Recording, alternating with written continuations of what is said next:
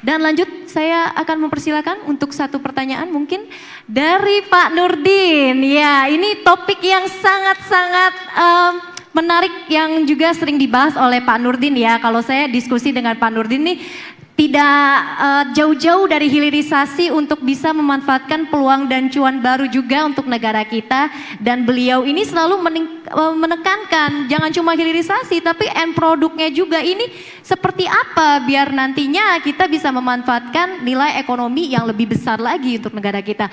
Silakan Pak Nurdin. Ya, terima kasih ya Pak Ibu Ellen sebagai moderator. Juga terima kasih kepada narasumber kami yang sudah sangat jelas menjelaskan beberapa hal tadi. Kalau dari hilirisasi ini memang ini kan pemerintah mau meningkatkan pendapatan dari situ. Konsepnya kan begitu. Dan menghemat daripada sumber daya alam kita. Jangan dieksplorasi berlebihan. Kenapa? Ada beberapa hal kalau berlebihan. Pertama, bahwa hasilnya dibawa ke luar negeri, itu hilirisasinya di sana, nilai tambahnya akan di luar negeri, di asing. Yang kedua, kita nanti warisan kita dapat apa? Tadi Pak Buat Bawajir menyatakan bahwa pengelolaan daripada sumber daya kita itu harus mengikuti daripada Undang-Undang Dasar Pasal 33 untuk kemakmuran daripada masyarakat, bangsa dan negara kita, rakyat kita. Semua pemerataan harus ada di situ. Persoalannya adanya eksploitasi yang berlebihan. Alasannya mereka yang eksploitasi dari luar itu kita tidak punya teknologi. Kalau kita punya teknologi berarti kita bisa menghemat sumber daya alam. Kan begitu. Saya tidak masalah kalau kita menggunakan teknologi asing, mereka datang membuat produknya di Indonesia, itu sah-sah saja. Tetapi apakah strateginya sudah benar nanti itu menghemat sumber daya alam kita dan teknologi itu bisa kita kuasai. Jangan hanya relokasi aja, relokasi daripada industri dari luar sana ke Indonesia. Sama aja bohong itu. Karena sewaktu-waktu bisa mereka pergi setelah sumber daya alamnya habis. Betul ada namanya katakanlah recycle lagi. Tetapi recycle itu teknologinya siapa yang punya? Masih tetap mereka juga kan? Dan itu belum tentu lebih efektif. Sehingga pemerintah harus melihat strategi yang bagaimana yang paling pas sehingga teknologi itu kita dapat dan kita kuasai dan mereka akhirnya kurun waktu tertentu mereka harus kembali ke negaranya, kita yang menguasai teknologinya di sini. Kalau seperti itu yang jitu. Tapi kalau memang relokasi industri sama aja pembohongan sebenarnya itu. Karena kenapa? Sama aja itu menguntungkan mereka di sini gaji daripada karyawannya lebih murah dari luar negeri. Iya kan? Siapa yang nggak mau? Nah sekarang kalau pemerintah melakukan satu strategi itu jelas-jelas ownership-nya juga harus di sini sebagian besar dan secara gradual harus menjadi Indonesia seperti yang dilakukan di PT Inalum. Jadi kalau namanya hanya relokasi itu pembohongan menurut saya. Tapi kalau Indonesia mulai membangun research and development-nya, teknologi transfernya, itu baru benar. Sehingga nanti suatu saat produksi daripada sumber daya alam kita sudah habis, ya kita sekarang yang mengambil kebijakan pun sudah habis juga. Jadi untuk itu gimana strateginya? Menurut saya, saran saya, perlu pemerintah dan juga para pengusaha di Indonesia bagaimana merebut teknologi. Harus direbut, tidak mungkin mereka mau mengasihkan itu. Jadi kalau Indonesia tidak mau merebut teknologinya, forget it. Hilirisasi tidak akan pernah terjadi. Menurut saya, kalau relokasi masuk ke sini, ke Indonesia. Jadi ini yang perlu direbut oleh Indonesia, dan itulah pidatonya Presiden kita itu. Kita harus memiliki teknologi. Jangan berdasarkan teknologi yang kita punya, luar itu membodohi lagi kita. Ini yang kita tidak mau. Tapi saya yakin dengan pemerintah bahwa ini sudah dilihat ini persoalan ini. Sudah dilihat ini. Diproduksilah teknologi kita secara berlanjut, dikeluarkanlah dana dari situ, apakah dana daripada swasta, apakah dana dari pemerintah, untuk merebut teknologi itu bersama-sama membangun industrinya dengan asing di sini. Kalau itu lebih mudah. Jangan mereka datang ojok-ojok semua hanya membawa teknologinya, tidak ada yang tinggal di sini. Yang tinggal hanya limbahnya. Ini persoalannya. Jadi saya kira kita harus menghasilkan sesuatu daripada Nusantara Outlook. Yang masalah hilirisasi ini, inilah top priority-nya pemerintah kita sekarang ini. Dan bagaimana strategi ini betul-betul dikelola secara profesional untuk bangsa dan negara. Itu yang benar. Baik, terima kasih. Terima Pertanyaan kasih. yang sangat-sangat menarik dari Pak Nurdin. Saya persilahkan Pak Hari dan juga Pak Heldy untuk menjawab. Ini kan tadi pertanyaannya dari sisi kebijakan dan juga strateginya untuk keberlanjutan dari hilirisasi itu seperti apa, begitu. Silakan, mungkin Pak Hari. Baik, terima kasih Pak Nurdin. Satunya, kan sekarang ini ada namanya Badan Industrialisasi Mineral ya Pak Deputi, ya, atau BIM singkatannya. Ini juga dalam rangka untuk menguasai teknologi yang terkait mineral logam tanah jarang atau mineral lainnya. Nah ini kita sepakat untuk hal itu, bagaimana teknologi, karena misalkan di nikel Pak, di nikel itu kan sampai sekarang ini teknologi yang berkembang baterainya adalah misalkan 811. Nah, sinergi dengan pemangku tugas fungsi untuk teknologi ini kan, misalkan kita bermitra dengan perguruan tinggi dan misalkan dengan BRIN. Bagaimana mereka bisa mengembangkan teknologi ini dan kita nanti bisa manfaatkan untuk memperkuat dari sisi hilirisasi. Ini yang penting dan ini jadi catatan buat kita Pak Nurdin, bahwa teknologi ini sebagai kata kunci bagaimana kita meningkatkan nilai tambah dalam proses hilirisasi. Terima kasih.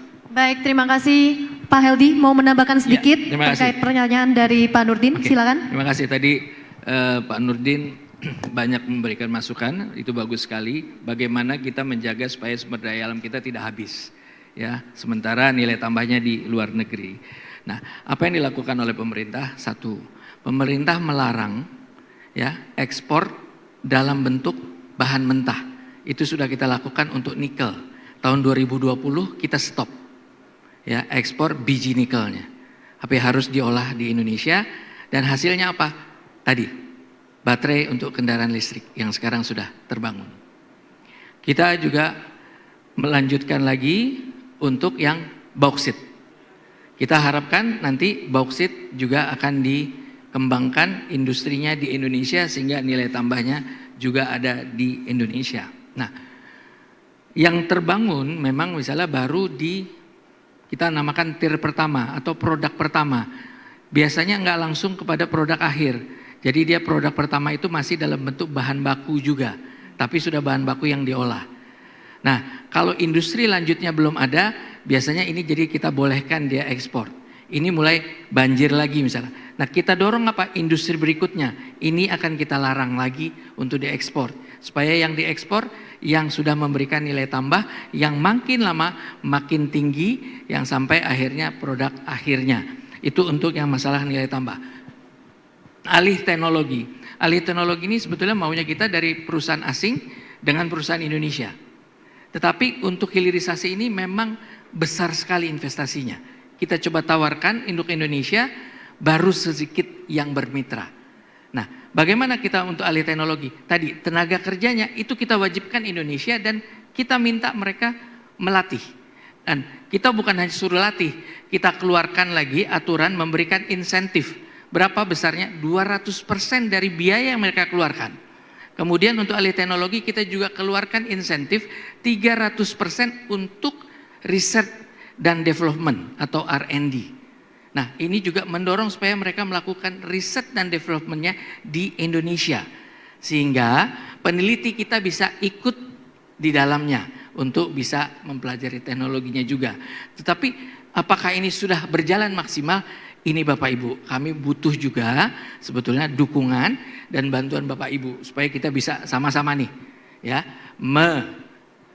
menangani sumber daya alam kita untuk memberikan nilai yang maksimal pada kita, tetapi teknologinya juga kita punya untuk selanjutnya kita kembangkan sendiri, tidak asing lagi. Mungkin itu tambahan dari saya. Baik, itu intinya berarti dibutuhkan kolaborasi secara kolektif begitu ya. Tidak hanya pemerintah tapi juga pelaku industri dan juga akhirnya nanti bisa berdampak lebih besar lagi untuk masyarakat dan juga perekonomian kita.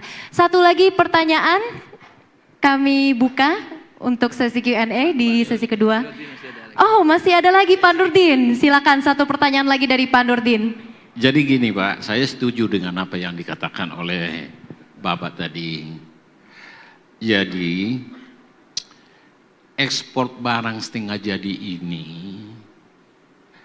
itu sebenarnya bagus, tetapi Pak, kuantitatinya itu harus dihitung.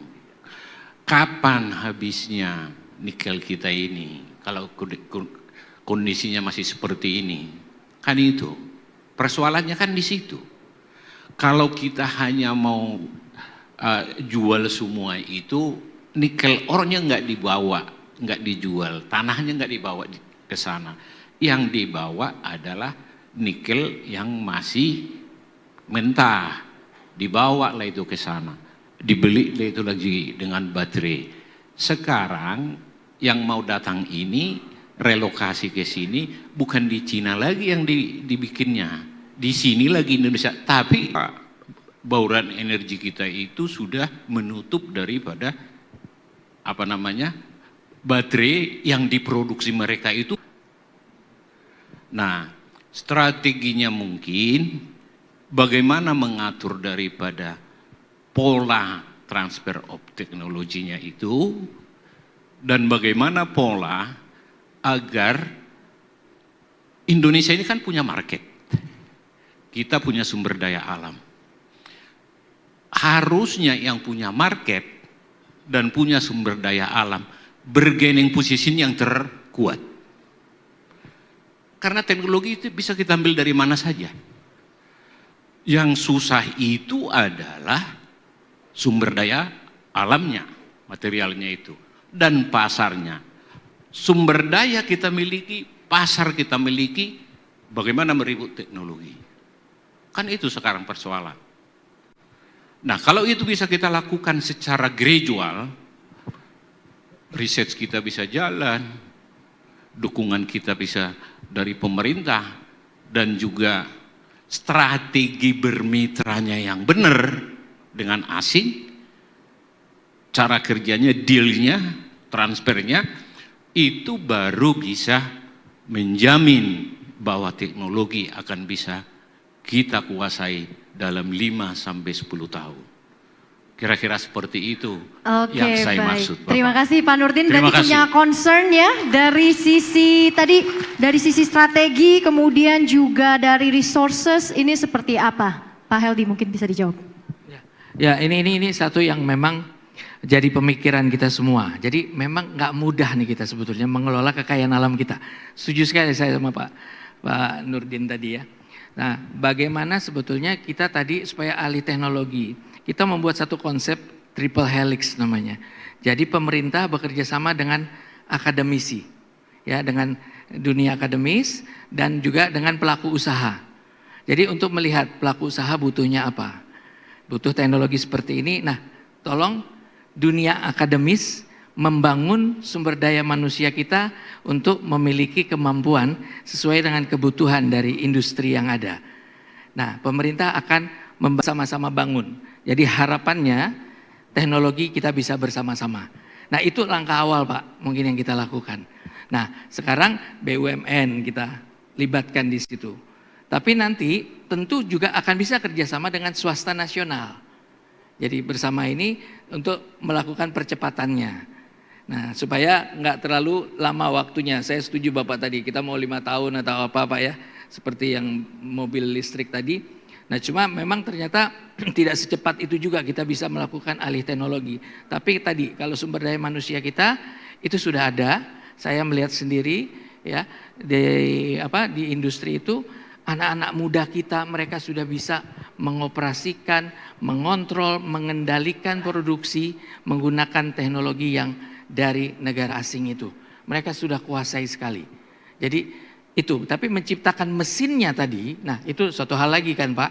Kalau kita bisa mengoperasikan, tapi kita nggak bisa bikin mesinnya. Tapi paling nggak kalau kita beli teknologinya, yang akan melakukan itu adalah bangsa kita sendiri. Sumber daya manusia kita sendiri. Nah, itu mungkin yang kita coba upayakan untuk melakukan suatu